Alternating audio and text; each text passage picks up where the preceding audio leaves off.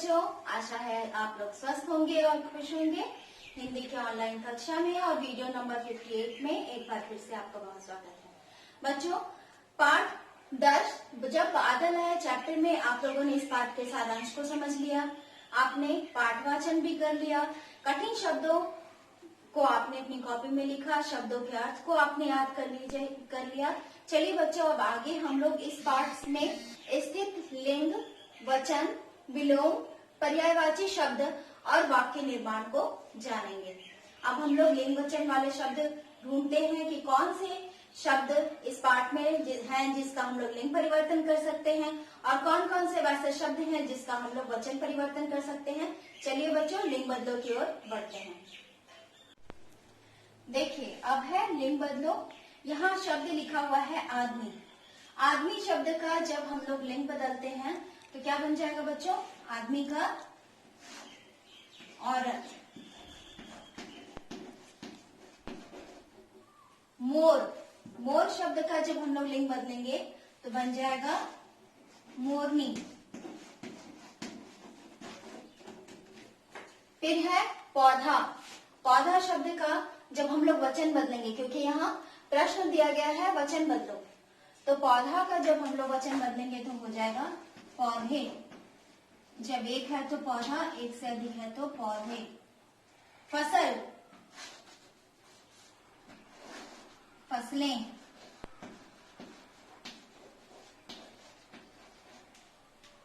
ठीक है। अब बच्चों, यहाँ विलोम शब्द की बारी आती है।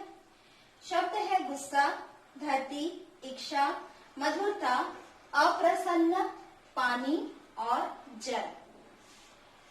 गुस्सा शब्द का जब हम लोग विलोम बदलेंगे तो क्या हो जाएगा? प्यार का गुस्सा। धरती, आकाश। इच्छा शब्द का जब विलोम बदलेंगे तो हो जाएगा अनिच्छा।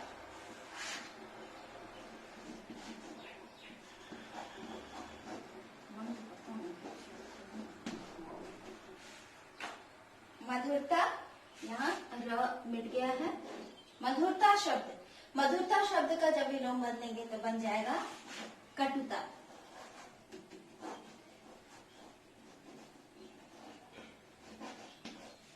ठीक है।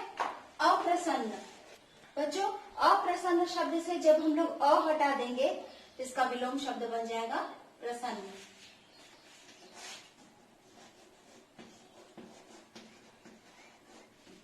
पानी, आग, जल का हल। ठीक है। तो इस तरह से बच्चों आपने देखा लिंग बदलो, वचन बदलो, विलोम शब्द। अब हम लोग आगे पढ़ेंगे पर्यायवाची शब्द, और पर्यायवाची शब्द के बाद में आप लोगों को 5 शब्द दूंगी जिससे आप लोगों को वाक्य निर्माण करना है। चलिए बच्चों, पर्यायवाची शब्द की ओर चलते हैं। बच्चों, पर्यायवाची शब्द के लिए मैंने आपके प्रश्न लिख कर रखे हैं। पेड़, वन, बादल, गुस्सा, अधिकांश, प्रार्थना, नदी, तालाब, समुद्र, उत्साह, कष्ट और मोर। इन सभी शब्दों के समानार्थक शब्द आपको लिखने हैं। बच्चों, पेड़ को और क्या कहते हैं? पेड़ को वृक्ष भी कहा जाता है और तरु भी कहते हैं। वन, कानन और जंगल। बादल को घन भी कहते हैं और मेघ भी कहते हैं।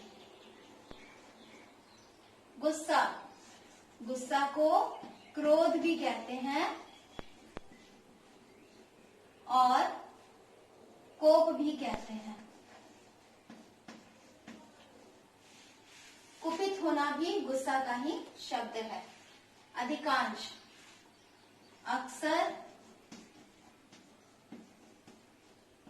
और अधिकतर।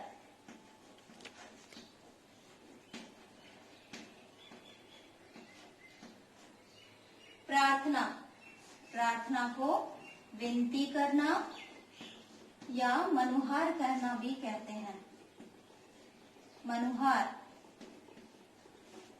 नदी को सरिता,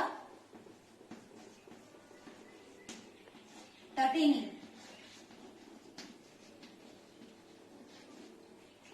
तालाब को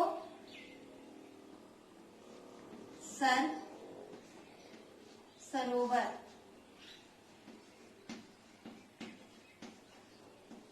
ताल भी कहते हैं। समुद्र को जलधि,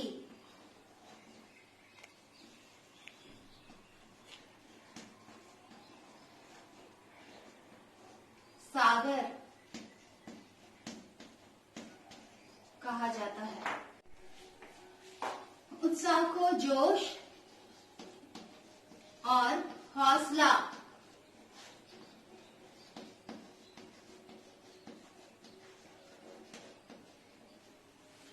कहते हैं। कष्ट, कष्ट का होता है बच्चों दुख, और इसे एक और नाम, इसे हम लोग विषाद भी कह सकते हैं।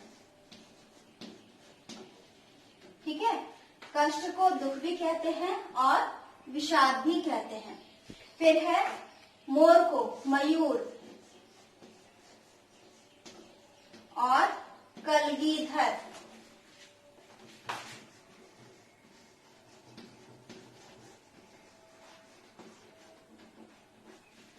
कलगीधर यानी आपने देखा होगा ना, मोर के सिर पर कलगी होती है ना, पतला सा स्प्रिंग जैसा होता है, ऊपर में सर्कल होता है, जिसे हम लोग कलगी कहते हैं। मोर के सिर पर कलगी होती है, इसलिए इसे कलगीधर भी कहा जाता है। तो इस तरह से देखा बच्चों आपने किस तरह से हम लोग शब्दों को समानार्थी शब्द में बदल सकते हैं, उसके पर्यायवाची शब्द लिख सकते हैं। एक चीज और, अगर मान लीजिए आपको प्रश्न में तरु दिया गया है तो उसके उत्तर में आप लोग वृक्ष और पेड़ लिख सकते हैं, तो इसके लिए परेशान होने की जरूरत नहीं है। ये सारे शब्द, पर्यायवाची शब्द आप लोग अपनी कोर्स कॉपी में लिखेंगे। आप लोग यहाँ से वीडियो पॉज करके भी लिख सकते हैं, और या फिर इसका मैं रिटर्न असाइनमेंट आप लोगों को भेज दूंगी, उसे देखकर आप लोग अपनी कोर्स कॉपी में सुंदर अक्षरों में पूरा कर लीजिएगा। और आज का गृह कार्य है वाक्य निर्माण करना। बच्चों यहाँ वाक्य निर्माण करने के लिए शब्द दिए गए हैं। शब्द है वन, स्वभाव, मौसम, उत्साह और तालाब। आपको इन्हीं शब्दों से वाक्य निर्माण करना है। आप वाक्य बहुत लंबे मत बनाइएगा, वाक्य छोटे छोटे बनाइए जिसमें गलतियां कम हो और वाक्य सार्थक होने चाहिए। इसे भी आप लोग अपनी कोर्स कॉपी में पूरा कर लेंगे, सुंदर अक्षरों में लिखेंगे। मिलते हैं अब हम लोग नेक्स्ट वीडियो में। नेक्स्ट वीडियो में हम लोग खाली स्थान भरो, संक्षिप्त प्रश्नोत्तर, विस्तृत प्रश्नोत्तर और पठित गद्यांश को पूरा करेंगे।